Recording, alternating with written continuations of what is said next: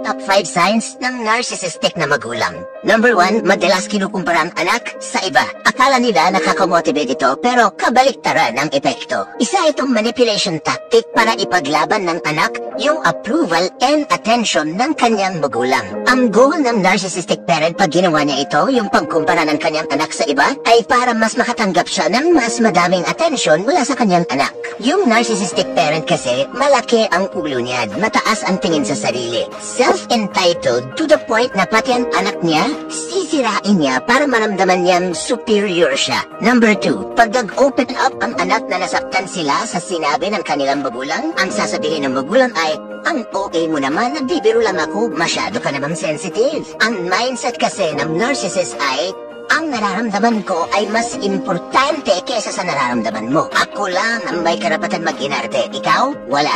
Mahilig sila mag-invalidate ng feelings ng kanilang anak.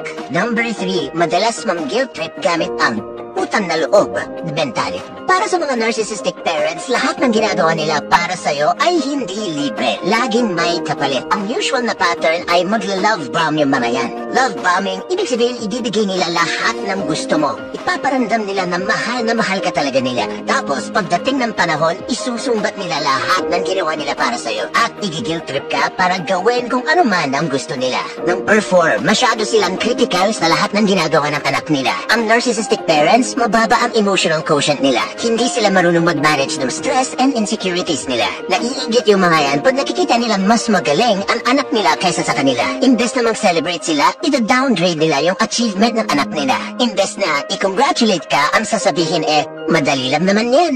Number 5, ito ay medyo extreme na pero may mga narcissistic parents na magpapanggap na may sakit sila. Nangyayari ito minsan pag nagiging independent na ang anak. Ng mga narcissistic parents kasi, ayaw nilang nawawalan sila ng control. Ayaw nilang nababawasan sila ng atensyon. They always crave to be the center of attention at tandaan, ginagamit nila ang anak nila para makuha ang atensyon na ito. So dahil independent na ang kanilang anak, may trabaho na, may sariling apartment, medyo malayo na sa bahay, yung narcissistic parent na desperate for attention ay magpapanggap na may sakit at sasabihin na kasalanan ng anak kung bakit nagkasakit siya. Siyempre yung anak, magigilty ulit at isa-sacrifice ang career dahil napakagaling ng magulang mag-manipulate. Ang mga bata na lumaki with narcissistic parents ay nagde-develop ng mga sumusunod na characteristic. Number 1, people pleaser. Sa mga lumaki with narcissistic parents, extreme ang kanilang pagiging people pleaser to the point na sinasacrifice nila ang dignidad nila. Number 2, nagigilty sila pag inuuna nila ang sarili nila. Number 3, mababa ang self-worth, mababa ang self-confidence at laging pinagdududahan ang kakayahan sa isang bagay. Number 4, insecure attachment styles. Ito yung mga pag pumasok sa isang relasyon, masyado silang clingy to the point na nakakasakal na. Number 5, high risk for depression and anxiety. Kung ikaw ay biktima ng isang narcissistic na magulang, it's okay to ask for help. Mental health matters. Ligtas ang may alam. Hanggang sa susunod, take care.